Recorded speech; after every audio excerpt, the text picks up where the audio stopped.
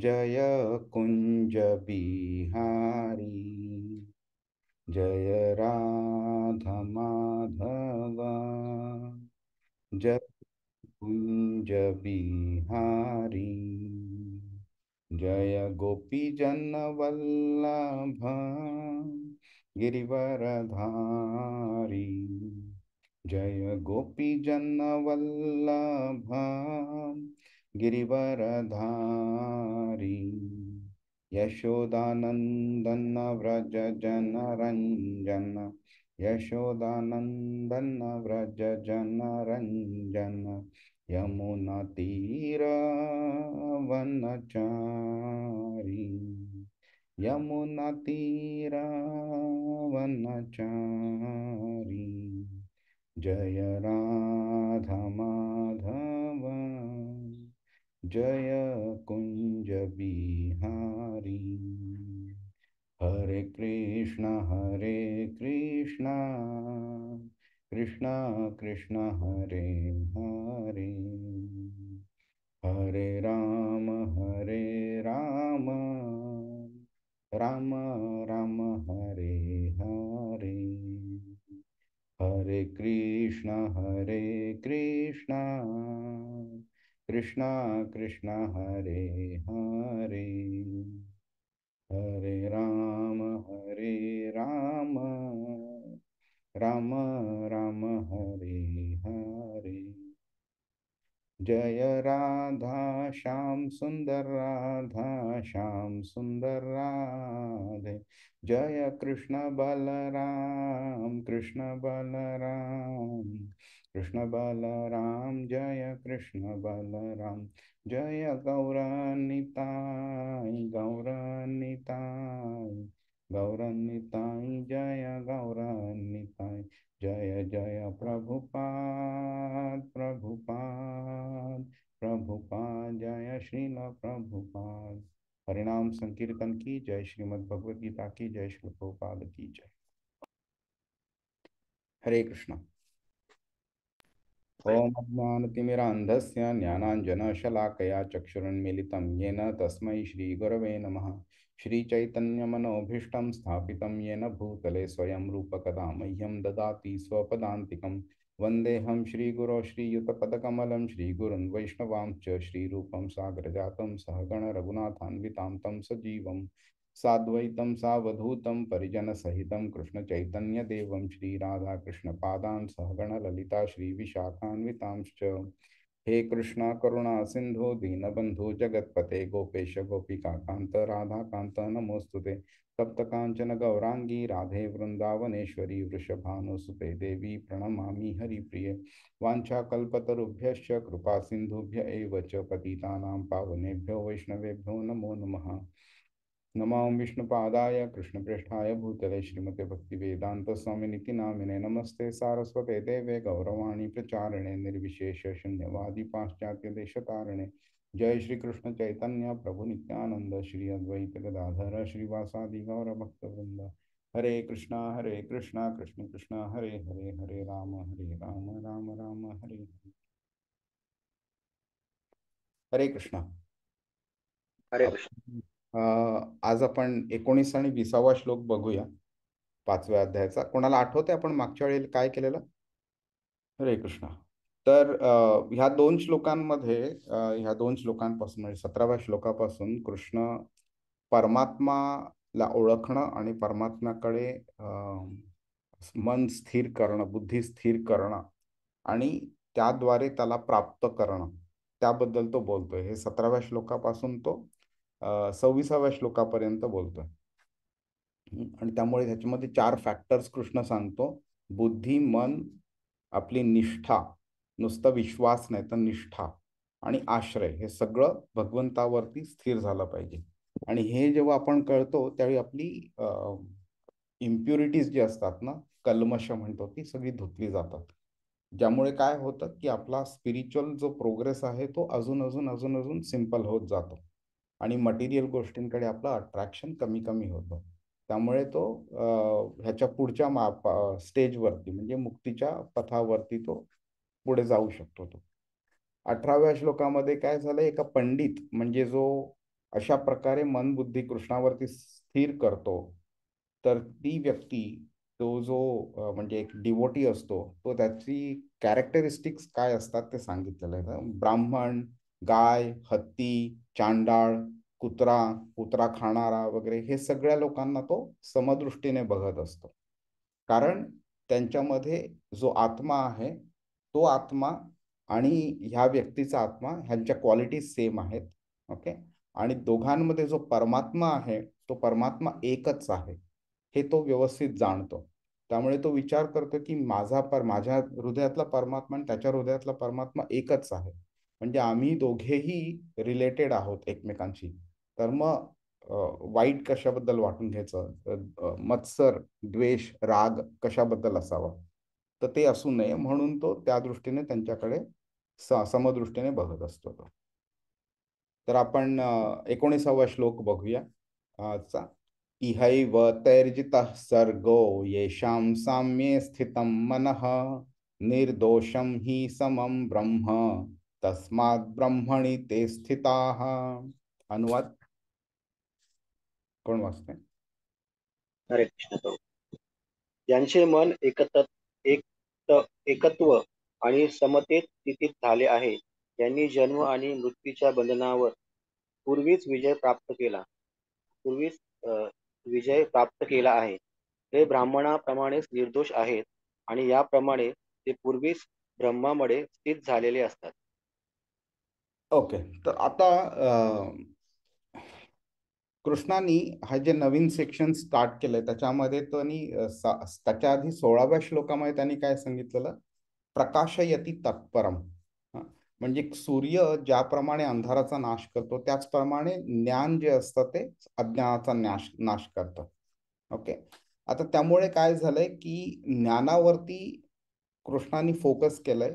तर ज्ञान कसं मिळवायचं, ते ज्ञान काय असतं, आणि ते ज्ञान मिळवल्यावरती आपल्यामध्ये काय फरक पडतो, आपण तो त्याचा कसा वापर करायचा, या सगळ्या गोष्टींबद्दल तो आता सांगतोय आपल्याला. ओके. त्यामुळे इथे आधीच्या श्लोकात पण तो तेच बोललेला की अ, हे जेव्हा ज्ञान आपण प्राप्त करतो त्यावेळी ही सगळी जी आपली 4 फॅक्टर्स असतात, बुद्धी, मन, निष्ठा वगैरे, हे जेव्हा कृष्णावरती परमात्म्यावरती जेव्हा स्थित होतात त्यावेळी ही सगळी कल्मश दूर होतात. आणि त्यामुळे आता जेव्हा ज्ञान आपल्याला प्राप्त व्हायला स्टार्ट झालेलं आहे, तर त्याच्यामुळे आपल्याला आपल्यावरती काय फरक पडतो, आपल्या मध्ये काय क्वालिटीज डेव्हलप होतात, त्याबद्दल आता कृष्ण इकडे सांगतोय आता. तर तो काय पहिलं बोलतो, इहैव तैर्जितः सर्गो. हा. म्हणजे सर्ग म्हणजे क्रिएशन, म्हणजे सगळं जे मटेरियल वर्ल्ड आहे त्याला सर्ग म्हणतात. ओके. तो कोणत्याही ह्या प्रकारचा तो म्हणजे त्याचं मन जे आहे ते अतिशय साम्य अवस्थेत स्थित असल्यामुळे तो ह्याच्या सगळ्यांपासून तो म्हणजे हे जे फॅक्टर्स असतात ज्याच्यामुळे आपण निगेटिव्हली अट्रॅक्ट होतो, त्यावरती तो आपण एक विजय मिळवतो. ओके. आणि त्याच्यामुळे त्याचं मटेरियल गोष्टींकडे, भौतिक गोष्टींकडे अट्रॅक्शन कमी कमी होत जातं त्याचं. आणि ॲट अ सर्टन स्टेज जेव्हा ते संपूर्णपणे नष्ट झाले अट्रॅक्शन, आणि स्पिरिच्युअल गोष्टींकडे पूर्णपणे आकर्षित झालेला आहे, त्यावेळी निर्दोषम आणि समम ब्रह्म, म्हणजे तो संपूर्णपणे तो फॉल्टलेस झालेला असतो, त्याच्यामध्ये कोणत्याही प्रकारचा दोष उरत नाही. आणि समम ब्रह्म म्हणजे काय, तर ब्रह्म आणि ब्रह्मा, हे मी तुम्हाला मागे सांगितलं ना, तर ब्रह्मा ही व्यक्ती आहे आणि ब्रह्म म्हणजे हे सगळं जे आध्यात्मिक जगत आहे त्याला ब्रह्म असं म्हटलं जातं. ठीक आहे. त्यामुळे काय होतंय की तो ब्रह्म, ह्या स्पिरिच्युअल आध्यात्मिक जगताच्या ज्या क्वालिटीज आहेत त्या सगळ्या क्वालिटीज त्याच्यामध्ये पण येतात. आणि त्यामुळे तस्मात ब्रह्मणी ते स्थित, त्यामुळे तो या ब्रह्मण अवस्थेमध्ये एक स्थित झालेला असतो. आता ब्रह्मण अवस्था ही काय आहे, हे आपण बघून घेऊया, कारण त्याचं एक चुकीचा अर्थ निघू शकतो. एक म्हणजे लोकांना असं वाटतं की देव निराकार आहे. देव म्हणजे फक्त प्रकाश आहे, त्या कसं असं लोकांना वाटतं. जे कृष्ण भगवद्गीतेमध्ये क्लॅरिफाय करतो की ते तसं नाहीये म्हणून. आता ह्या स्टेजला आपण मागे सांगितल्याप्रमाणे कृष्ण स्वतःला सर्वोत्तम, संपूर्ण पुरुषोत्तम असा भगवान असं त्यांनी स्वतःला अजून सांगितलेलं नाहीये, डिस्प्ले केलेलं नाहीये. त्यामुळे तो काय करतोय आता, तर त्याला स्वतःला तो इक्वेशन मधनं बाहेर काढतोय आणि अध्यात्मला जे आहे ते पुढे करतोय. ज्यामुळे काय होतंय की मटेरियल गोष्टींचं अट्रॅक्शन कमी झाल्यामुळे, आध्यात्मिक गोष्टीकडे आकृष्ट झाल्यामुळे ऑटोमॅटिकली व्यक्ती मुक्तीपथावरती चालू करते चालायला. आणि at a certain point of time then he will reveal himself, की बाबा ज्याच्याकरता तुम्ही हे सगळं करताय ते ते ब्रह्म म्हणजे मीच आहे म्हणून. त्यामुळे आत्ता ह्या क्षणी जेव्हा तो बोलतो ब्रह्मणी ते स्थिता, मिनिंग त्या ब्रह्म अवस्थेत म्हणजे स्पिरिच्युअल अवस्थेमध्ये तुम्ही स्थित होता. असं नाही की तुम्ही विलीन होता, मर्ज होता, हे त्याचा अर्थ नाहीये इकडे. आता आपण ह्या गोष्टीमध्ये निर्दोषम हा शब्द वापरलेला आहे. तर निर्दोषम म्हणजे काय, ज्याच्यामध्ये दोष नाही. तर दोष कोणामध्ये नाही आहेत हे बघण्याआधी दोष म्हणजे काय ते आपल्याला समजलं पाहिजे. तर तो पंडित ज्याबद्दल त्यांनी 18व्या श्लोकामध्ये त्यांनी सांगितलंय, ती पंडित जी व्यक्ती आहे ती, त्याचं जे मन आहे, त्याची दृष्टी आहे, ती एक समतेमध्ये स्थित आहे. तो सगळ्यांना एक समान दृष्टीने बघतोय. आणि त्यामुळे त्यांनी जन्म मृत्यू हे जे चक्र आहे हे नक्की त्यांनी जिंकलं आहे. आणि त्यामुळे त्याला जे ज्ञान मिळालेलं आहे त्या ज्ञानामुळे तो संपूर्णपणे त्याची कल्मश धुतली गेलीत आणि त्यामुळे तो निर्दोष झालेला आहे. तो दुसरी गोष्ट काय, की आपण भौतिक गोष्टींमध्ये एवढे अडकून जातो की आपल्याला त्याच्या पलीकडे काय आहे हे जाणून घ्यायची इच्छा पण उरत नाही आणि आपल्याला ते माहिती पण नसतं की त्या पलीकडे काही आहे म्हणून. इतकं आपण भौतिक गोष्टींमध्ये म्हणजे त्याच्याशी एकदम मर्ज होऊन जातो की माझं शरीर, माझा जॉब, माझी फॅमिली, माझा पैसा, माझी बँक बॅलन्स, माझा घर, गाडी वगैरे, माझा देश, माझं रिलीजन, माझं लँग्वेज, हे सगळं माझं माझं जे असतं ह्याच्यामध्ये आपण एवढे अडकून जातो की आपल्याला भौतिक स्तराच्या वरती जाऊन विचार करायला आपल्याला काही शक्यच होत नाही. त्यामुळे आध्यात्मिक स्तरावरती, आत्म्याच्या शरीरावरती आपण काहीच बघू शकत नाही. आणि भौतिक गोष्टीमध्ये असल्यामुळे आपण नेहमी एका ड्युअलिटीमध्ये, एक डिलेमामध्ये असतो की बाबा हे चांगलं का हे वाईट, कोणतं चांगलं कोणतं वाईट. आणि आपल्याला जे त्यावेळी चांगलं वाटेल त्याकरता आपण म्हणजे पाऊल पुढे टाकत असतो. त्यामुळे नेहमी ह्या ड्युअलिटीमध्ये आपण अडलो, चांगलं वाईट, कमी जास्ती, नंतर फायदा नुकसान, जय पराजय, ह्या गोष्टीमध्ये आपण अडकलेलो असतो. आणि हे सगळे जे आहेत हे फॅक्टर्स आहेत ज्याच्यामुळे आपले म्हणजे आपण आध्यात्मिक मार्गावरती चालणं आपलं डिफिकल्ट होऊन जातं. मिनिंग आपण असं अज्युम करू शकतो की एका व्यक्तीच्या पायात चेन्स बांधलेल्या आहेत आणि त्या चेन्स मोठ्या दगडाला बांधून ठेवल्यात आणि आपल्याला मैलाचा लांबचा रस्ता गाठायचा आहे. तर अशा वेळेला आपण त्या चेन्स तोडण्याशिवाय आपल्याला काही ऑल्टरनेटिव्ह नाहीये त्या डेस्टिनेशनला पोहोचायला. जर आपण त्या चेन्स सकट चालायचा प्रयत्न केला तर आपण एकही सेंटीमीटर पुढे जाऊ शकणार नाही. कारण ती दगडं एवढी मोठी आहेत तर त्यांना चालत घेऊन जाणं आपल्याच्यानी शक्य नाहीये. त्यामुळे हे चेन्स तोडणं इज द ओनली ऑल्टरनेटिव्ह. तर जेव्हा आपण ते करू शकतो त्यावेळी त्याला आपण ती एक निर्दोष अवस्था मध्ये आपण रीच झालोय असं आपण समजू शकतो. आता मग साहजिक एक प्रश्न निर्माण होतो की ही निर्दोष ही जी अवस्था आपण कशी प्राप्त करतो आणि ते झाल्यानंतर काय होतं. तर मी एक सिंपल ह्याच्यामध्ये की बाबा जन्म मृत्यू नंतर जर का तुम्ही तुमची भौतिक अवस्था तुमची बंद केली तर त्यावरून तुम्ही स्वतःची ती अवस्था प्राप्त करू शकता. पण ते कसं शक्य आहे. तर म्हणून तुम्हाला आठवतंय प्रत्येक वेळी आपण शरीर आणि आत्मा ह्याबद्दल आपण एक नेहमी स्टेटमेंट बोलत असतो. प्रभुपाद नेहमी सांगतात, you are the soul, you are not the body. आपण हे एक आत्मा आहोत आणि आपण शरीर नाही आहोत. आणि ह्याबद्दल पण आपण बऱ्याच वेळा बोललोय की आत्मा शरीरात येतो, काही काळ राहतो, आत्मा निघून जातो. म्हणजे आपण येतो, आपण शरीरात राहतो, आपण निघून जातो. आणि शरीर थोड्या वेळाकरता असतं, नंतर ते त्याच्या आधी ते कधी नव्हतं, ते बनतं, आपण येतो, राहतो, आपण जातो आणि मग शरीराचा नाश होऊन जातो. हं. जसं आपण एका हॉटेलात जातो कधी राहायला. तर कधी जेव्हा 20 वर्षापूर्वी ते हॉटेल नव्हतं. आपण तिकडे नंतर 20 वर्षानंतर हॉटेल बनलं, ते आपण तिकडे गेलो, राहिलो, 4 रात्री राहिल्या आपण तिकडे. आपण तिकडनं निघून गेलो आणि ते हॉटेल काही काळानंतर ते पाडलं आणि नवीन बांधलं तिकडे. तर म्हणजे आपण हॉटेल झालो नाही. तसंच आपण हे आत्मा आहोत, शरीरात थोड्या दिवसांकरता राहिलो म्हणजे आपण शरीर झालो असं नाही. तर जोपर्यंत आपण आपल्या आत्म्याला आपण स्वतःला शरीर मानत बसतो, तोपर्यंत ती अवस्था, निर्दोषची अवस्था रीच करणं शक्य नाहीये. कारण आपण शरीरामध्ये बद्ध झालेलो आहोत आपण.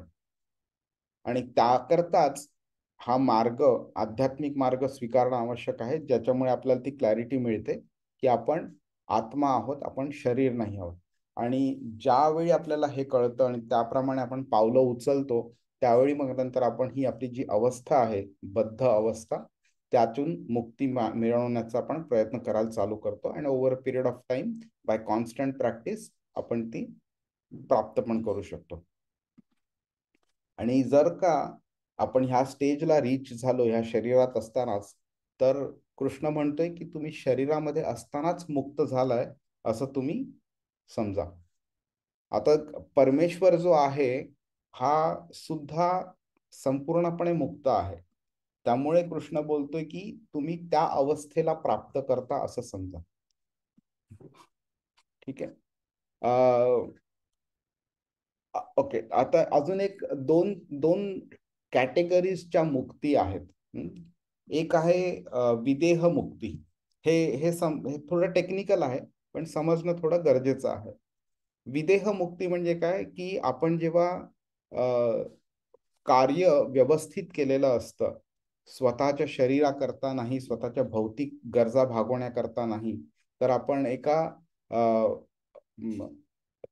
वासनेची पूर्ती करता कार्य करत नाही, आपण ते भगवानांकरता करतो. त्यावेळी शरीर सोडल्यानंतर आपण भौतिक अस्तित्वापासून मुक्त होतो. त्याला विदेह मुक्ती म्हटलं जातं. आणि दुसरं असतं जीवनमुक्ती. जीवनमुक्ती म्हणजे ह्या जीवनात असतानाच जेव्हा आपल्याला मुक्ती प्राप्त होते, त्याला जीवनमुक्ती म्हणतात. म्हणजे काय, की त्या आयडियल बिहेवियर जे एक्सपेक्टेड आहे कृष्णाला आपल्याकडनं, त्या आयडियल बिहेवियर वर, त्या प्लॅटफॉर्म वरती जर का आपण ह्या शरीरात असतानाच जर आपण तसे वागू शकलो, तर मग शरीर सोडण्याआधीच आपल्याला मुक्ती मिळाली असं समजू शकतो. आणि त्याला जीवनमुक्ती म्हणतात त्याला. म्हणजे नंतर काय होतं, की नंतर त्या मुक्तीच्या स्टेजला पोहोचल्यानंतर आपल्याकडे तरी सुद्धा थोडा काळ शरीर राहतं आपल्याकरता. पण ते फक्त म्हणजे कशाकरता असतं, तर काही कर्म जी आपली बाकी असतात, ज्याचं फळ आपल्याला मिळणं बाकी असतं, ते मिळवून झाल्यानंतर फक्त म्हणजे त्या शरीर त्यागण्याची जी अवस्था आहे, त्या स्टेजला पोहोचण्याकरता आपण फक्त वाट बघत असतो. आणि त्या स्टेजला पोहोचल्यानंतर आपण प्रॉपर विदेह मुक्ती मिळते आपल्याला. म्हणजे जीवनमुक्ती शरीरात असताना आणि शरीर सोडल्यानंतर विदेह मुक्ती. ठीक आहे. आता श्रीमद भागवतम मध्ये 5 वेगळ्या प्रकारच्या मुक्तींचा उल्लेख केलेला आहे. ओके. त्या 5ही ज्या मुक्ती आहेत, ते भौतिक जीवन जे आहे त्याच्या अस्तित्वानंतर जी मुक्ती मिळते, त्या मुक्तीचा उल्लेख आहे. इथे कोणत्या प्रकारचा उल्लेख केलेला आहे कृष्णाने, तर इथे जीवनमुक्तीचा संदर्भ दिलेला आहे. हे समजणं का गरजेचं आहे, कारण एक प्रश्न निर्माण होतो आपल्या मनामध्ये, की बाबा हे कसं शक्य आहे मला करणं. तर कृष्ण इथे जीवनमुक्तीबद्दल बोलतोय, ह्याचीच गॅरंटी आहे की हे शक्य आहे करणं. आणि अर्जुन पण सिमिलर प्रश्न 6व्या अध्यायात विचारतो की हे कसं शक्य आहे. तर कृष्ण बोलतो, अभ्यासेन तु कौंतेय. अभ्यास म्हणजे प्रॅक्टिस करून करून इट इज पॉसिबल. पण प्रॅक्टिस करण्याकरता आधी आधी ज्ञानाची आवश्यकता आहे. ते ज्ञान तो ह्या अध्यायामध्ये देतो. ओके. मी हे स्किप करतो मी. मुक्त जी व्यक्ती असते त्याला कोणत्याही भौतिक इच्छा नसतात, त्यामुळे बंधनं नसतात त्याच्यावरती, आणि त्यामुळे तो त्या इच्छेने प्रेरित होऊन कर्म करत नाही, त्यामुळे तो नवीन कर्मबंधनात अडकत पण नाही. आणि त्यामुळेच तो शरीरामध्ये असताना सुद्धा मुक्त झाल्यासारखा असतो. आता आपण श्रीमद भागवतम मध्ये कोणत्या प्रकारच्या मुक्तींचा उल्लेख केलेला आहे ते बघूया आपण. ओके. तर हा श्लोक आहे भागवतम मध्ये, सालोक्य शास्त्री सामिप्य सारूप्य कैत्वम अप्युत दीयमानम न गृह्णंती विना मत सेवनम जनाः. तर 5 प्रकारच्या मुक्ती आहेत. आपण बघूया. या सालोक्य म्हणजे लोक म्हणजे प्लॅनेट, तर सालोक्य म्हणजे सेम प्लॅनेट, म्हणजे कृष्ण ज्या प्लॅनेट वरती आहे किंवा विष्णू ज्या प्लॅनेट वरती आहे त्या प्लॅनेट वरती आपल्याला जायला मिळतं, ते सालोक्य. दुसरं आहे सार्ष्टी, म्हणजे कृष्ण किंवा विष्णूकडे जे ऐश्वर आहे तेच ऐश्वर आपल्याला सुद्धा मिळतं. ओके. सामिप्य म्हणजे अगदी very close associate, personal assistant वगैरे म्हणून ना, त्या लेवलचं क्लोज असोसिएशन कृष्णाचं मिळतं आपल्याला. दुसरं असतं सारूप्य. चौथं सारूप्य. सारूप्य म्हणजे रूप कृष्णाचं किंवा विष्णूचं जे आहे त्याच प्रकारचं रूप आपल्याला मिळतं, सेम रूप. ओके. आणि नंतर एकत्व. हे एकत्व म्हणजे विलीन होण्या प्रकारचं आहे, ते ब्रह्मतेजामध्ये. तर हे जे एकत्व जे आहे हे डिझायरेबल नाही आहे. ओके. आणि आपण बघू हे भगवद्गीतेमध्ये पुढे, आणि डिटेलमध्ये भागवतामध्ये पण सांगितलेलं आहे की एकत्व मिळालं की आपली आयडेंटिटी नष्ट झाल्यासारखी असते. नॉट एक्झॅक्टली की ती नष्ट होते असे, पण नष्ट झाल्यासारखी असते, ज्यामुळे आपण इंडिव्हिज्युअलिटी आपली असते ती लूज करतो. आणि ज्यामुळे कृष्णाला जी आपण डायरेक्ट सेवा करायची ऑपॉर्च्युनिटी असते ती आपण मिस करतो. त्यामुळे एका भक्ताला हे एकत्व डिझायरेबल नसतं. प्रभू, एक प्रश्न आहे. हा. आपण बघितलेलं की आपण जेव्हा भक्ती करतो तेव्हा ऑलरेडी आपल्याला मुक्ती मिळालेली असते. आपण जेव्हा भक्ती चालू करतो का आपण भक्तीमध्ये मॅच्युअर झालेलो असतो, कारण दोन्ही वेगळ्या स्टेजेस आहेत. तर आपण आत्ताची जर स्टेज पकडली तर आपण फक्त त्या जर्नीवरती पहिलं पाऊल दुसरं पाऊल उचललेलं आहे आपण आता. तर ह्या स्टेजला आपल्या इच्छा, शरीराच्या इच्छा काय आपण अजूनही आपल्या गेल्या नाहीयेत. हा, कृष्णाकडे 100% भक्ती आपली निर्माण झालेली नाहीये आपली. त्यामुळे आपण त्या स्टेजला आता नाही पोचलो आहोत. जर आपण प्रल्हाद महाराज, तुकाराम महाराज वगैरे ह्यांची जर उदाहरणं घेतली तर बरोबर आहे तुमचं, की आपण ती लोक म्हणजे जीवनमुक्तच आहेत ते, की ते शरीरात असून सुद्धा मुक्त आहेत. तर तुम्ही एक्झॅक्टली कोणाबद्दल बोलताय तुम्ही? म्हणजे जे डिवोटी असतात, ते न लागे भक्ती मुक्ती संपदा. हा, तर ते जे भक्ती करतात ते म्हणतात आम्हाला मुक्ती पण नको. बरोबर आहे, अगदी बरोबर. तर कारण भक्ती, हे जे आपण एकत्व बद्दल आता बोलत होतो ना, तर एकत्व असं प्रकार आहे की तुम्ही इनऍक्टिव्ह बनून जाता कम्प्लिटली. त्यामुळे you are losing the opportunity to do bhakti. आणि म्हणून एकत्व हे एका भक्ताला नको असतं. ते त्याला कृष्णाबरोबर डायरेक्ट रिलेशनशिप हवं असतं, कृष्णाबरोबर राहायचं असतं त्याला. त्यामुळे एकत्व ही एक अडचण बनते कृष्णाबरोबर राहण्यामध्ये, म्हणून त्याला ते एकत्व नको असतं त्याला. प्रभू, मग सामिप्य यात म्हणजे वी शुड सामिप्य जे आहे म्हणजे ते त्याच्यामध्ये तुम्ही सांगितलं की we are near to Krishna. Krishna. बरोबर. म्हणजे ते ते दॅट इज गुड. बाकीचे चारही चांगले आहेत. कृष्णाच्या बरोबर प्लॅनेटवरती राहणं सुद्धा चांगलं आहे.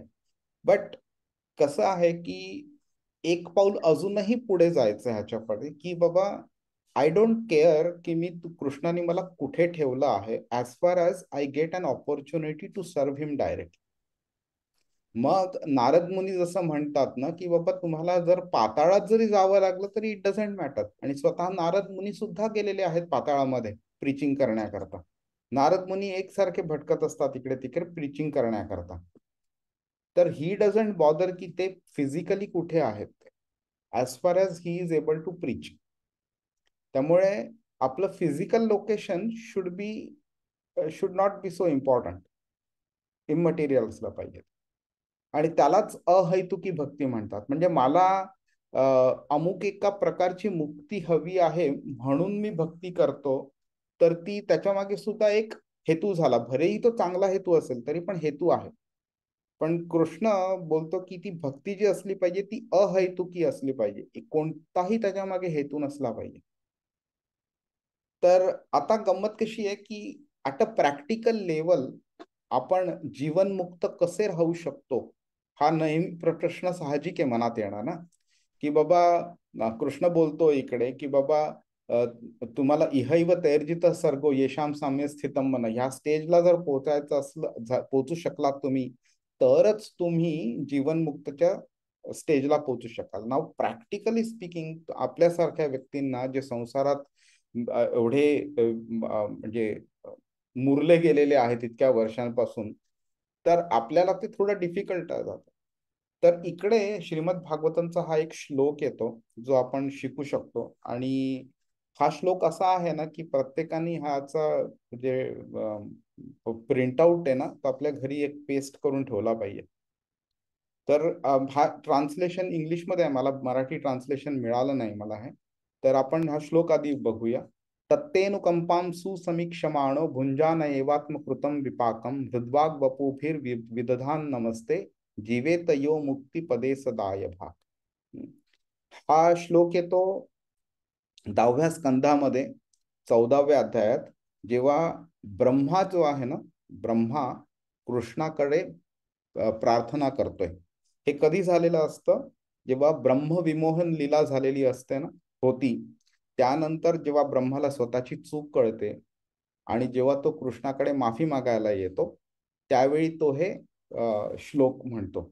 संपूर्ण हा 14वा अध्याय ब्रह्माचे हे श्लोक आहेत, प्रेयर्स आहेत कृष्णाकरता.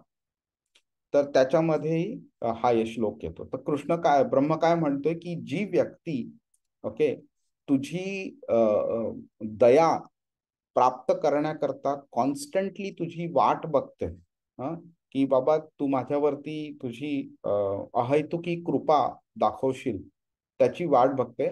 आणि ते वाट बघता बघता संपूर्ण जीवनभर तो त्याच्या आधीच्या कर्माचं जे फळ आहे ते तो कंटिन्युअसली तो सफर करतोय, भोगतोय. तो आनंद पण घेतोय किंवा वाईट कर्म असेल तर भोगतोय सुद्धा.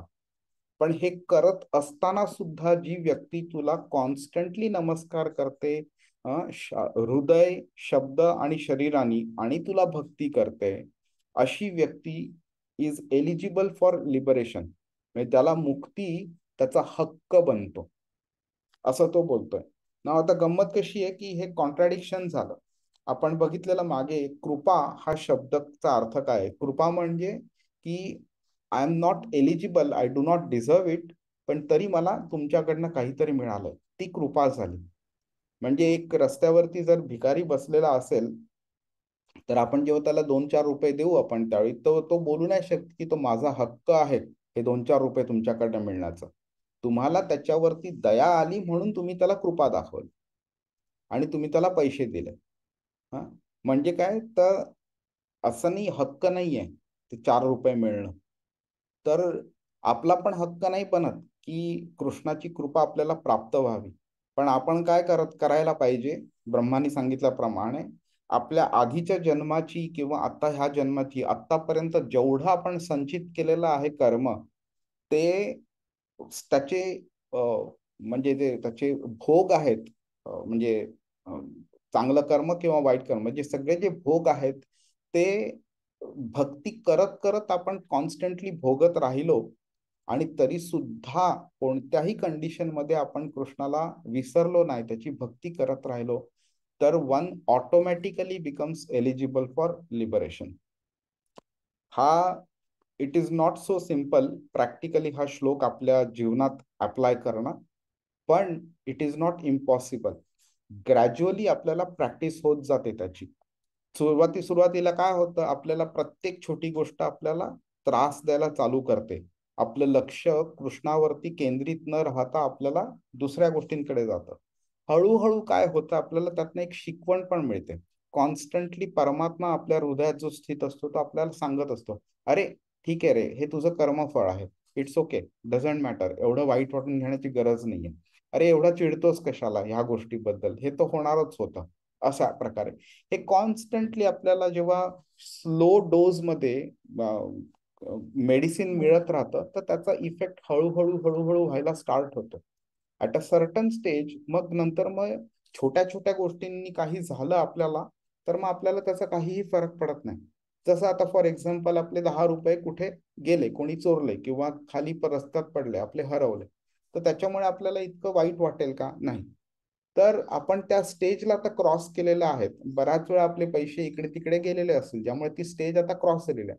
पण बरं, आता एकदम 10 लाख रुपये जर एकदम गेले, तर मे बी थोडं वाईट वाटू शकेल. पण असं समजा अजून 2-4 वेळा झालं, तर मे बी त्याचीही सवय होईल. तर कृष्ण काय करतोय की आपली ही मेंटॅलिटी आहे ती इम्प्रूव्ह करण्याकरता, आपण त्याच्या मार्गावरती चालत राहण्याकरता हे छोटे छोटे छोटे छोटे ही जी कर्मफळं असतात, ते तो देत राहतो आपल्याला. आणि ज्याच्यामुळे मग नंतर आपली ती मेंटॅलिटी ग्रॅज्युअली इम्प्रूव्ह होत राहते. आणि म्हणून नंतर मग आपण त्याच्याकडे भक्ती कंटिन्युअसली करायला आपण प्रेरित राहतो. आणि ॲट अ सर्टन स्टेज आपण मग मुक्ती करता एलिजिबल बनतो. हरे कृष्ण. अ, प्रभूजी, एक एक प्रश्न होता. आपण जे रावणाला आणि कंसाला जी मुक्ती मिळालेली, हा, ती ती कुठली होती त्यांना वेगळ्या, त्याच्याबद्दल सांगाल का? मी बोललेलो ह्याबद्दल, पण वेगळ्या वेगळ्या ठिकाणी वेगळ्या वेगळ्या प्रकारचं लिहिलेलं आहे. तर रावण वगैरे, रावण स्पेसिफिकली जो होता ना, तो रावणचं कसं होतं की त्याला मुक्ती त्यावेळी मिळाली नाही त्याला. कारण त्याला 3 जन्म घेण्याची त्याला ते शाप मिळालेला त्याला. त्यामुळे पहिला जन्म त्याचा हिरण्याक्ष हिरण्यकशिपू ह्या दोघांचा झाला, म्हणजे जय आणि विजयचा. नंतर जो होता रावण आणि कुंभकर्ण झाला. आणि नंतर मग शिशुपाल दंतवक्र झाला. जेव्हा त्या दोघांचा मृत्यू कृष्णाच्या हातनं झाल्यानंतर मग ते परत त्यांना त्यांची ओरिजिनल पोझिशन, जय विजय जे वैकुंठाचे द्वारपाल होते, ते मिळाली त्यांना. त्यामुळे ती त्यांची म्हणजे जी ओरिजिनल पोझिशन होती, त्यामुळे ते ऑलरेडी मुक्तच होते, ते परत त्याच लेवलवरती गेले. कंसाला असं म्हणतात, आणि वेगळे स्टोरीज आहेत त्याच्या, आय थिंक असं देर इज नो असं कन्फर्म्ड असं काही नाही. एकत्वाची मुक्ती त्याला मिळाली, त्यानंतर मग पुढे त्याला परत मग एकत्व पासून मग त्या 4 पैकी एक कोणती तरी मुक्ती मिळाली त्याला, असंही म्हटलं जातं. आता मी 5व्या अध्यायाचा 20वा श्लोक बघतो, घेतो. न प्रहृष्येत प्रियम प्राप्य, नो द्विजेत प्राप्य चाप्रियम, स्थिर बुद्धिर सम्मूढो ब्रह्मविद ब्रह्मणी स्थितः. अनुवाद कोण वाचल? हरे कृष्ण. हरे कृष्ण. तो मनुष्य प्रिय वस्तू प्राप्त झाल्यावर हर्षून जात नाही, तसेच अप्रिय वस्तू प्राप्त झाल्यावर शोक करीत नाही. ज्याची बुद्धी स्थिर आहे, जो मोहरहित आहे, जो भगव भगव विज्ञान जाणतो, तो पूर्वीच ब्रह्मामध्ये स्थिर असतो. तर इथे कृष्ण जसं 19व्या श्लोकामध्ये त्यांनी सांगितलं, तसंच 20व्या श्लोकामध्ये तो कंटिन्यू करतोय. जे आत्मसाक्षात्कारी व्यक्ती असते, ज्याला रिअलाइज झालेला आहे ज्ञानामुळे, त्याला आता ते भौतिक जगत सोडायचं आहे आणि आध्यात्मिक जगताच्या मार्गावरती चालायचं आहे. जेव्हा तो हे जाणतो आणि समजतो, त्यावेळी त्यावेळी त्याची जी कॅरेक्टरिस्टिक्स असतात, त्या कॅरेक्टरिस्टिक्स बद्दल कृष्ण सांगतोय. तर इकडे 2 पर्स्पेक्टिव्हने आपण बघू शकतो. एक म्हणजे असे कॅरेक्टरिस्टिक्स प्राप्त झाल्यानंतर व्यक्ती कशी वागते, त्याला सिद्ध म्हटलं जातं. सिद्ध व्यक्ती म्हणजे ज्यांनी सगळं गुड क्वालिटीज अचीव्ह केल्यात, बॅड क्वालिटीज त्यांनी गिव्ह अप केलेल्या आहेत. आणि एक असतो साधक, म्हणजे जो साधना करतो त्याला साधक म्हणतात. तो साधना करतो का, तर त्याला सिद्ध बनायचं असतं म्हणून. आणि साधना तो जोपर्यंत करत असतो तोपर्यंत साधक असतो. साधना पूर्णतेची झाल्यानंतर तो सिद्ध बनतो. तर सिद्धाच्या ह्या क्वालिटीज सांगितल्यामुळे साधकांनी काय अचीव्ह करायचंय ते ऑटोमॅटिकली कळतं. म्हणजे एक आहे क्वालिटीचं डिस्क्रिप्शन आहे एका पर्सनचं, आणि त्याच क्वालिटीज अचीव्ह करायच्या असल्यामुळे it is like a prescription also for another person. ठीक आहे. तर ती व्यक्ती जी असते ती शरीर आणि आत्मा ह्याच्यातनं तो शरीरात स्वतःला शरीर समजत नाही. त्यामुळे तो शरीरा रिलेटेड ह्या ज्या गोष्टी आहेत, ज्या क्वालिटीज आहेत शरीराच्या किंवा ज्या अचिव्हमेंट्स आहेत त्याच्यात तो मोहित होत नाही.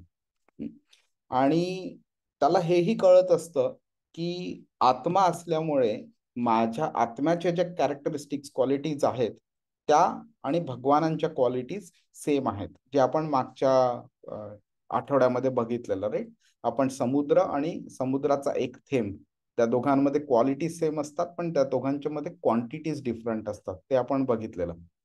त्यामुळे काय होतं, जेव्हा त्याला कॉन्स्टंटली माहिती असतं की आपण शरीर नाही, तर त्याचा अप्रोच शरीरा रिलेटेड कोणती गोष्ट जेव्हा होते त्याचा जो अप्रोच असतो तो वेगळा असतो.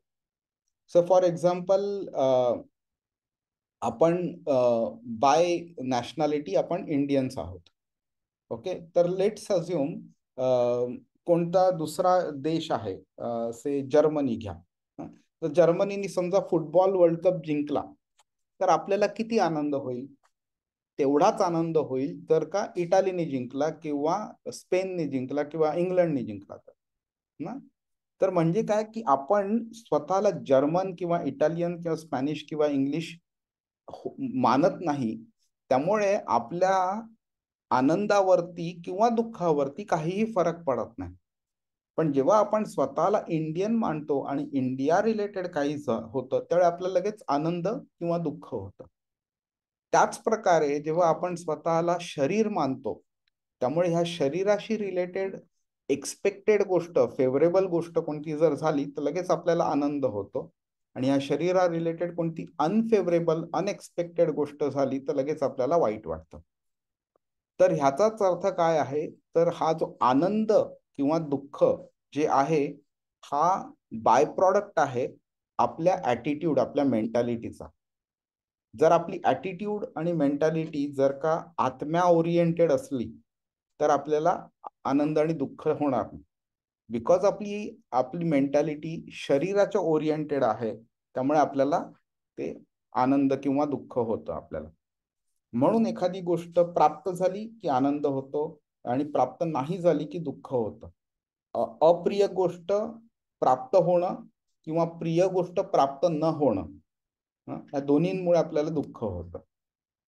तर म्हणून इथे कृष्ण काय बोलतोय की न प्रहृष्येत प्रियम प्राप्य, म्हणजे प्रियम प्राप्य म्हणजे प्रिय गोष्ट प्राप्य झाली तर जो हर्षून उल्हासित होत नाही, हर्षून जात नाही, ती ती ती व्यक्ती. आणि अजूनही जेव्हा नोद्विजेत प्राप्य चाप्रियम म्हणजे च अप्रियम म्हणजे अप्रिय गोष्ट प्राप्य जर झाली तर ज्याला दुःख होत नाही, अशा दोन्ही स्टेजेस मध्ये स्थिर बुद्धीर संमूढ म्हणजे असमूढ व्यक्ती, म्हणजे जी हुशार आहे, जी मूढ व्यक्ती नाहीये, त्याची बुद्धी स्थिर असते.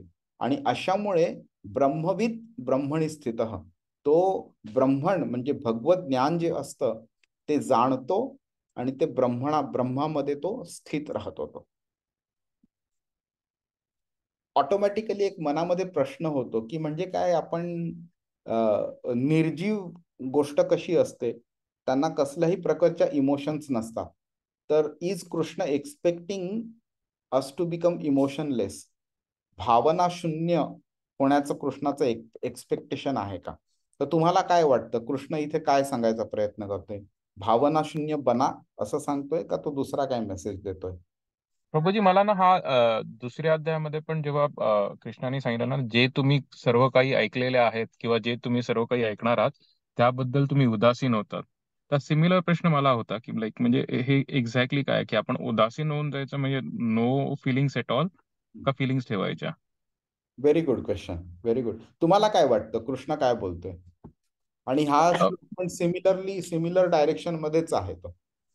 बर, आता आपण बघून घेऊया कृष्ण काय सांगायचा प्रयत्न करतोय ते. ठीक आहे, तर त्याच्याकरता आपण एक छोटस एक्झाम्पल घेऊया की हे भौतिक जगत, पहिली गोष्ट म्हणजे आपल्याला हे कळलं पाहिजे हे टेम्पररी आहे, बरोबर.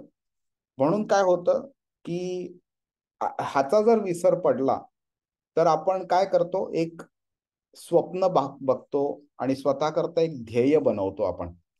आणि ते ध्येय काय असतं की ह्या भौतिक जगामध्ये राहणं, या भौतिक जगामध्ये आनंद मिळणं आपल्याला, आणि वेगळ्या वेगळ्या घटनांमध्ये आपण सामील होतो आणि त्या वेगळ्या वेगळ्या घटनांचा आपल्यावरती वेगळ्या वेगळ्या पद्धतीने परिणाम होतो. हं? हे साहजिक आहे, हे होतं. आणि ते करता करता, म्हणजे जसं आपण जन्मतो किंवा वाढतो वगैरे, तर ते करता करता आपण काही गोल्स ठेवतो, स्वतः करता ध्येय बनवतो. एखाद्या व्यक्तीला भरपूर नॉलेज मिळवायचं असतं, एखाद्या व्यक्तीला भरपूर पॉवर हवी असते, एखाद्या व्यक्तीला भरपूर पैसा हवा असतो, एखाद्या व्यक्तीला भरपूर श्रीमंत बनायचं असतं, स्ट्रॉंग बनायचं असतं वगैरे. तर हे सगळे ध्येय ठेवताना त्याच्यामध्ये एक कॉमन थ्रेड आहे. तर थ्रेड म्हणजे हे सगळे ध्येय शरीरा ओरिएंटेड आहेत. ठीक आहे. तर आता काय होतं की त्यांनी नाव टू पॉसिबिलिटीज होतात, की इधर मी ते ध्येय प्राप्त करू शकीन किंवा नाही प्राप्त करू शकणार. जर का मी प्राप्त केले तर काय होणार, मी स्वतः करता नवीन ध्येय ठेवणार, कारण ध्येयाशिवाय तर कोणी जगणार नाही. म्हणून मग नवीन ध्येय ठेवल्यावरती मग परत स्टेज येते, इतर तुम्ही प्राप्त कराल किंवा नाही प्राप्त करणार. तुम्ही असे भरपूर ध्येय प्राप्त केल्यानंतर अशी एक स्टेज येऊ शकते की एखादं ध्येय तुम्ही प्राप्त नाही करणार. मग काय होतं की प्राप्त झाल्यानंतर आपण आनंदी होणार, प्राप्त नाही झाल्यानंतर आपण दुःखी होणार. ठीक आहे, हे साहजिक आहे. पण त्याच्यामध्ये गंमत काय आहे, जसं आपण मगाशी म्हटल्याप्रमाणे आपले ध्येय तर जाऊनच दे, ते तर अगदी खालच्या स्तरावरची गोष्ट आहे. पण जे जगत, भौतिक जगत आहे ज्याच्यामध्ये आपण राहतोय आता, ते जग स्वतः सुद्धा टेम्पररी आहे. त्यामुळे तुम्ही जर का संपूर्ण जन्मभर जगातली सगळ्यात श्रीमंत व्यक्ती म्हणून तुम्ही राहिलात तरी, हा, आणि तुम्ही तुमच्या जे वंशज आहेत त्यांना तुम्ही तुमची संपत्ती पास जरी केली आणि ते सुद्धा जगातले सगळ्यात श्रीमंत राहिलेत, तरी एक स्टेज अशी येईल, ओके, जेव्हा संपूर्ण या जगताचाच नाश होणार आहे. मग तुमच्या श्रीमंतीचं काय होणार त्यावेळेला? तर ह्याचा अर्थ काय की कोणतीही गोष्ट जी आपल्याकडे आता आहे ती ती पहिली गोष्ट तात्पुरती आहे आणि फायनाईट पण आहे, म्हणजे एक लिमिट आहे त्याच्याकरता. आणि समजा तुम्ही संपूर्ण जन्म, एक नाही 100 हजारो जन्म जर तुम्हाला मिळाले आणि तीच तुम्हाला संपत्ती तुमच्याकडे येत गेली आणि तुम्ही सगळ्यात श्रीमंत राहिलात, तरी at a certain point of time, जसं कृष्णाने 9व्या अध्यायात सांगितलंय, जसं कृष्णाने दुसऱ्या अध्यायात म्हणजे 28व्या श्लोकात सांगितलेलं आहे की at a certain point of time हे मटेरियल वर्ल्ड डिस्ट्रॉय होणार आणि नंतर मग काही काळानंतर ते परत क्रिएट होणार, काही काळानंतर ते परत डिस्ट्रॉय होणार, काही काळानंतर ते परत क्रिएट होणार, आणि हे चक्र चालूच राहणार. त्यामुळे जर का संपूर्ण जगच लिमिटेड आहे आणि संपूर्ण जग is suppose to undergo destruction and creation again and again, तर त्याच्यामध्ये जे काही आपण अचीव केलेलं आहे ते सुद्धा डिस्ट्रक्टिबल आहे आणि ते सुद्धा लिमिटेडच आहे.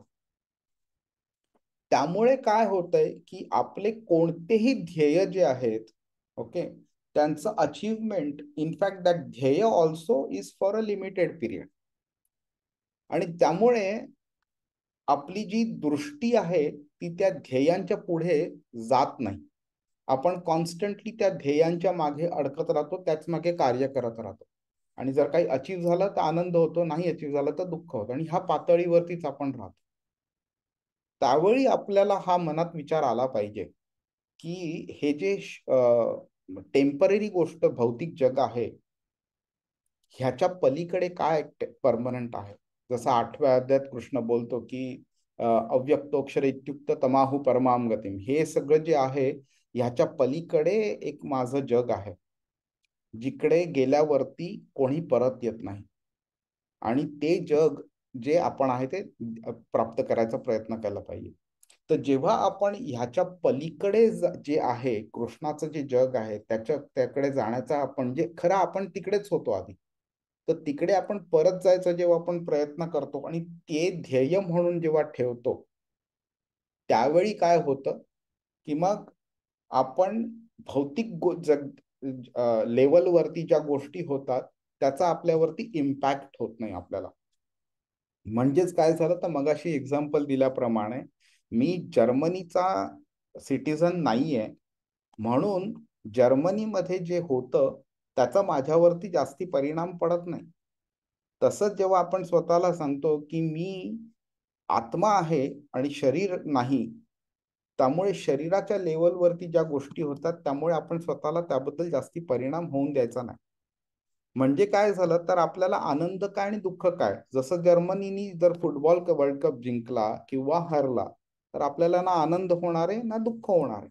जर्मनीमध्ये कोणता नवीन ब्रिज बांधला गेला किंवा कोणतं काही नवीन गव्हर्नमेंट आलं वगैरे, तर ना आपल्याला आनंद होणार ना दुःख होणार. तसंच जेव्हा आपण शरीराच्या पातळीवरती कार्य करत नाही किंवा मेंटॅलिटी ठेवत नाही आपण, त्यावेळी शरीराच्या लेवलवरती ज्या गोष्टी होतात त्यातनं आपल्याला दुःख किंवा आनंद मिळण्याचा मग प्रश्नच निर्माण होत नाही. तर इकडे कृष्ण आपल्याला भावना शून्य बनवत नाहीये. म्हणजे समजा फॉर एक्झाम्पल आपल्या समोर एका मुक्या जनावराला कोणी व्यक्तीने खूप मारलं आणि त्याला रक्त येत असेल, तर कृष्ण हे नाही बोलते का रे तुझं शरीर नाहीये ना, तू त्याच्याकडे लक्ष नको देऊ. तसं नाहीये. त्या प्रकारच्या भावना आपल्याकडे असल्याच पाहिजेत. त्या शरीराला, त्याचं ते समजा कुत्रा असेल तर त्या कुत्र्याच्या शरीराला जे इजा झालेली आहे, ज्याच्यामुळे त्या कुत्र्याला एवढं दुःख होत असेल, त्रास होत असेल, तर त्याला मदत करणं हे आपलं कार्य पण आहे आणि त्याबद्दल आपल्याला भावना असणं आवश्यक पण आहे. तर कृष्ण आपल्याला इमोशनलेस नाही बनवत आहे. म्हणजे समोरच्याला कितीही दुःख होतं तरी दगडाप्रमाणे आपल्याला काहीही फरक पडणार नाही असं बनवत नाहीये. पण त्याच्यामध्ये गुंतून जाणं आवश्यक नाहीये. आपण हे समजलं पाहिजे की त्याच्या पलीकडे सुद्धा ध्येय आहे आपलं आणि ते प्राप्त करण्याकरता जर का भौतिक स्तरावरच्या ह्या गोष्टी आपल्याकडे अडथळा बनत असतील तर त्यांना बाजूला सारणं आवश्यक आहे. तर हा तो कृष्णाचा तो मेन अर्थ आहे तो, की एक एक आपल्या जीवनाचा एक पर्पज आहे, उद्दिष्ट आहे. ते उद्दिष्ट अचीव करणं इज अवर, म्हणजे ते तो आपलं त्या मार्गावरती आपण चालत राहिलो पाहिजे. तिकडे तो ध्येय ठेवला पाहिजे आपण, की बाबा फोकस माझा संपूर्ण तिकडे आहे. आणि अ, प- त्या मार्गावरती चालत असताना अमुक एक गोष्ट इकडे तिकडे झाली तर मग त्यामुळे आपल्याला एवढे जास्त डिस्टर्ब होण्याची आवश्यकता नाहीये. हे त्या संपूर्ण प्रकाराचा अर्थ आहे. कृष्णाने काय सांगितलेलं आहे, स्थिर बुद्धीर समूढ असा हे केलाय. तर म्हणजे बुद्धी स्थिर राहिली पाहिजे. म्हणजे काय आहे, ती काही प्रोबॅबिलिटी आहे की बुद्धी स्थिर राहू शकत नाही. मग ती का बुद्धी स्थिर राहत नाही हे जाणून घेणं आवश्यक आहे. म्हणजे बुद्धी स्थिर असणं म्हणजे काय, तर ती एका गोष्टीवरती, एका ऑब्जेक्टिव्ह वरती ती फिक्स राहिली पाहिजे. बुद्धी स्थिर राहणं म्हणजे एका ध्येयावरती ती फोकस असला पाहिजे त्याचा. तर आता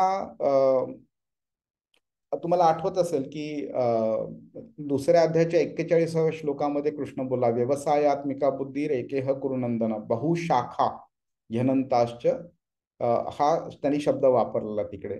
तर बहुशाखा म्हणजे काय, तर जे भौतिक स्तरावरती जे काम करतात त्यांची बुद्धी जी असते ती वेगळ्या वेगळ्या ब्रांचेसमध्ये डिवाइड झालेली असते. आपला जॉब असो, आपली फॅमिली असो, आपलं शरीर असो, आपला पैसा असो, हे असो ते असो. पण जी व्यक्ती त्यांनी भक्तीच्या मार्गावरती चालायचा दृढ निश्चय केला आहे, त्याची भक्ती फक्त एकाच गोष्टीवरती स्थिर असते, ते म्हणजे कृष्णाचे चरण.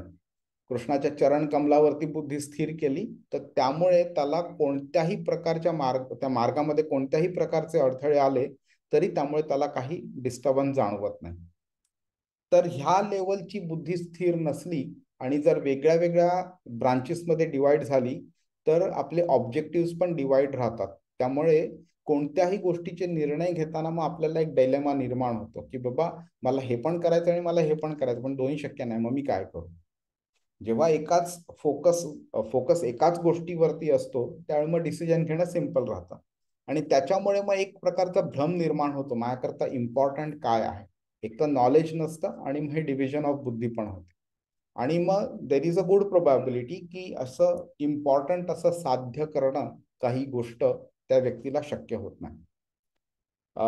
असमूढ हा शब्द वापरलाय कृष्णाने. म्हणजे असमूढ म्हणजे जो मोहित झालेला नाही आणि इंटेलिजंट माणूस आहे. पण तो शब्द मूढ या शब्दावरनं आलेला आहे. तर मूढ म्हणजे मूर्ख, भ्रमित झालेली व्यक्ती. ज्याला गाढव पण म्हणतात. म्हणजे ज्याची बुद्धी गाढवासारखी आहे त्याला मूढ असं म्हटलं जातं. आता गंमत काय होते, आपण एका प्रॅक्टिकल एक्झाम्पलनी बघू. तर आपल्याला जर का समजा तहान लागलेली असेल आणि विहीर खोदायची असेल, तर आपण 10 ठिकाणी 100 ठिकाणी थोडं थोडं खोदून चालत नाही आपल्याला. तर आपल्याला एकाच ठिकाणी जिकडे पाणी येऊ शकतं त्याच ठिकाणी आपल्याला भरपूर खोल असं खोदावं लागतं. थोड्या थोड्या खोदून इकडे तिकडे चालत नाही. त्याचप्रमाणे आपली बुद्धी जर का कृष्णाच्या चरणांवरती स्थिर असली तर ते प्राप्त करणं सिंपल होतं. आणि जर वेगळ्या वेगळ्या स्तरावरती, भौतिक स्तरावरती आपण जर बुद्धी स्थिर केली तर आपल्याला काहीही प्राप्त होत नाही. आणि इनफॅक्ट आपण त्याच्याबद्दल बोललो सुद्धा, जरी प्राप्त जरी झालं तरी ते टेम्पररी असतं. आता दुसऱ्या अध्यायाच्या ना 62 आणि 63व्या श्लोक आपण शिकलो, राईट. त्याच्यामध्ये तुम्हाला आठवत असेल कृष्ण काय म्हणालेला, की ध्यायतो विषयान पुंसः संगस्तेषुपजायते संगात संजायते कामः कामात क्रोधो विजायते. इंद्रिय विषयांचे जेव्हा आपण चिंतन चालू करतो ना, जेव्हा आपल्याला एखादी गोष्ट आवडायला लागते, हवी हवीशी वाटते, त्याच्या आधीची जी स्टेज असते की त्याच्याबद्दल मनात विचार येतात, ते मनात विचार थोडा वेळ राहतात आणि ज्यामुळे एक इच्छा, वासना निर्माण होते, ती जी स्टेज आहे चिंतन करणं, त्या स्टेजपासून ह्या गोष्टीची सुरुवात होते. मनुष्य मग काय करतो, त्या विषयांबद्दल त्याला एक वेगळ्या प्रकारची आसक्ती निर्माण होते. मग काय होते, संगात संजायते काम, म्हणजे अशापासून काम म्हणजे स्ट्रॉंग डिझायर उत्पन्न होतात, ती गोष्ट प्राप्त करायचीच असेल. एखाद्या व्यक्तीला जर पैसा खूप हवा असेल तर मग त्याच्याकरता मग तो इतका पैशाच्या आहारी जातो की त्याला मग काहीही करायची, काहीही केलं तरी चालतं त्याला, पण त्याला पैसा हवाच असतो. आणि जर का ते नाही मिळालं तर कामापासून क्रोधाची निर्मिती होते, आणि जर मिळालं तर मग त्याला अजून हवं असतं, आणि मग ते जर ते दुसरं नाही मिळालं तर मग त्याला क्रोध तिकडनं निर्माण होतो. मग पुढची स्टेज तो 63व्या श्लोकामध्ये सांगतो.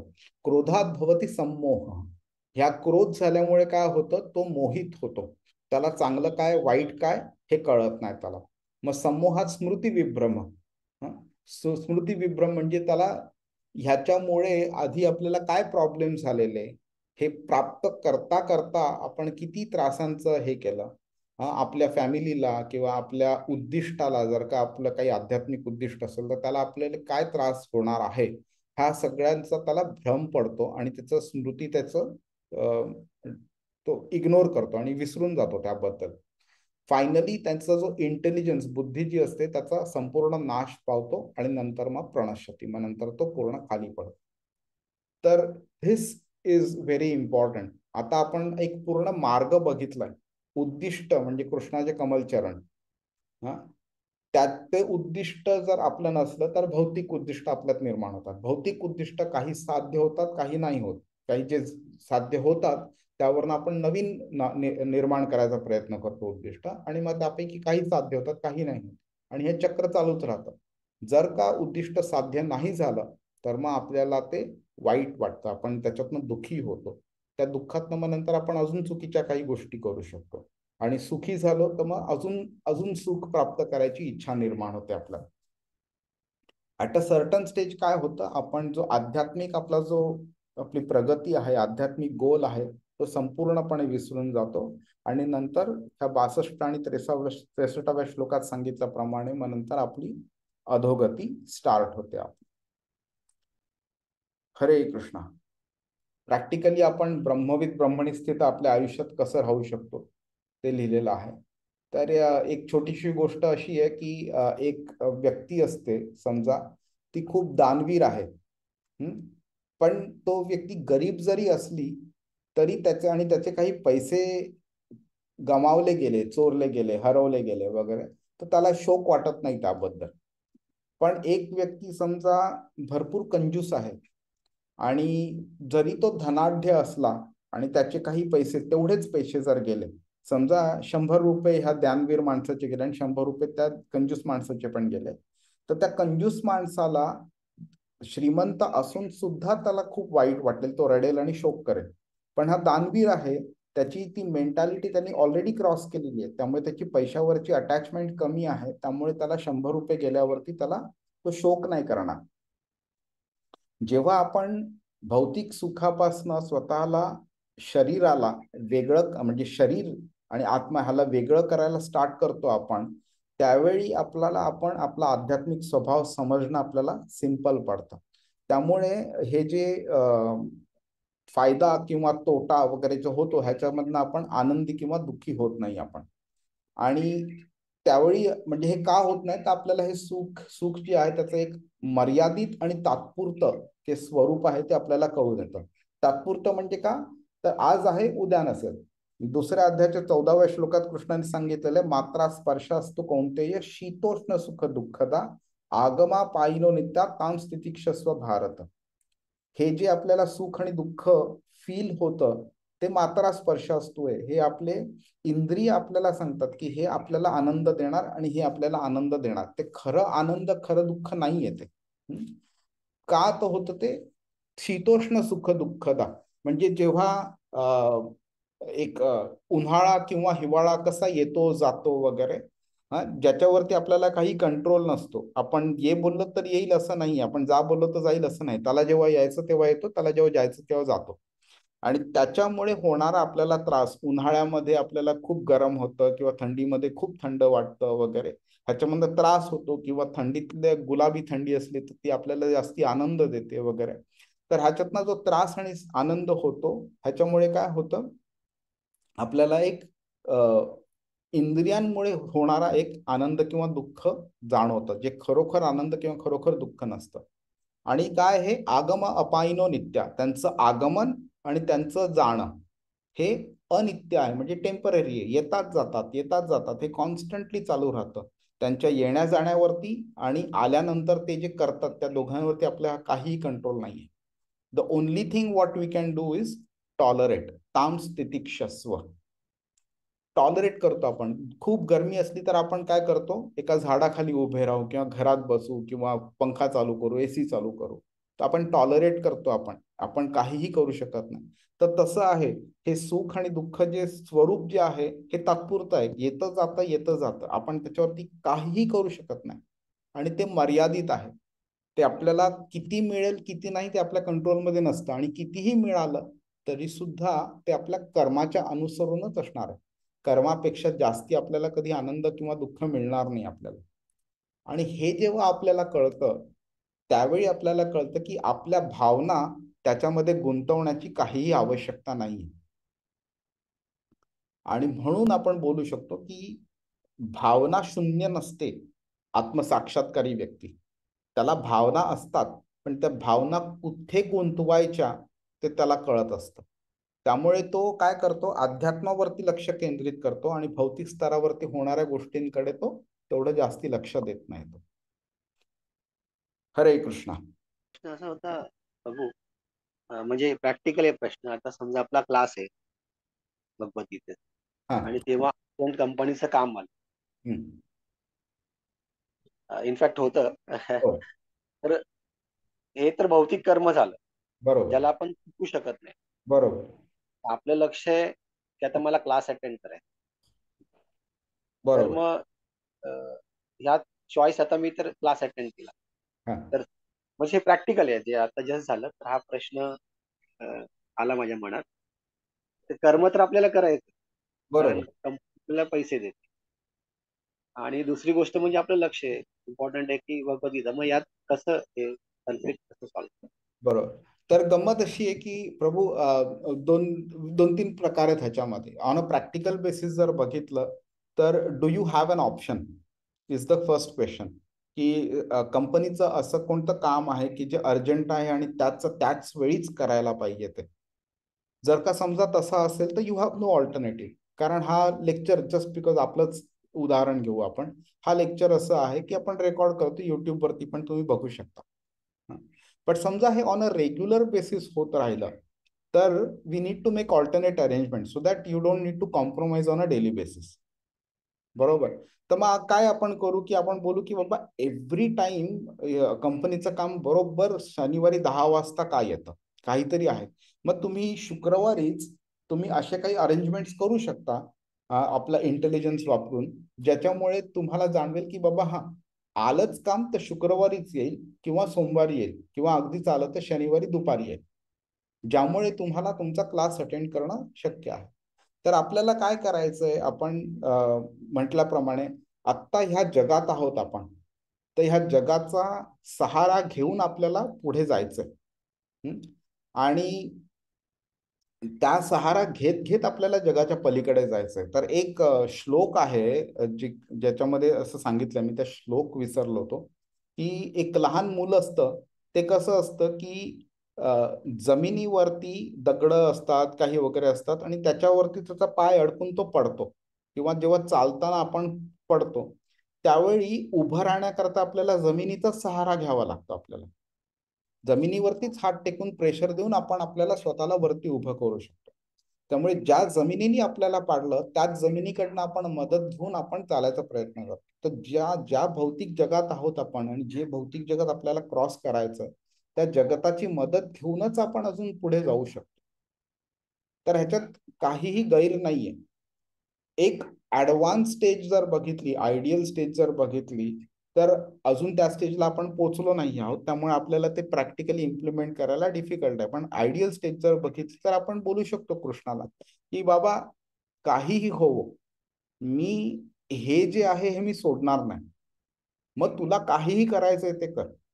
हा, तू माझी नोकरी ठेव, मला काही डिमोशन दे किंवा सॅलरी रिडक्शन कर किंवा वॉर्निंग लेटर्स मिळू देत, काही होऊ दे, मी ते सोडणार नाही.